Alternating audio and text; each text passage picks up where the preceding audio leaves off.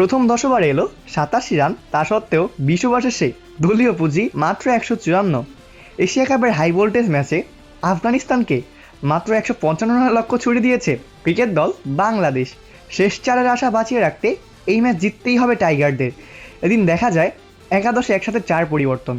Super ফোর্সে যাওয়ার জন্য জয়ের কোনো বিকল্প নেই যখন, এই যেন আমূল পরিবর্তন। তানজিম হাসান সাকিব, পারভেজ হোসেন ইমন, শেখ মাহেদী ও শরীফুল ইসলামের জায়গায় এসেছেন নাসুম আহমেদ, তাসকিন আহমেদ, সাইফ হাসান ও নুরুল হাসান সোহান। সাইফকে নিয়ে ওপেনিংয়ে নামেন তামিম, ছিলেন সাবলীল। সমালোচনা ধুমড়ে মুছে সাফ করে ফেলেছিলেন মারকুটে মেজাজে। তবে সাইফ হাসান ছিলেন খুব নড়বড়েই। 4 ছক্কা সব হাঁকিয়েও 28 বলে মাত্র 30 রান করে সাজ করে ফেরেন তিনি।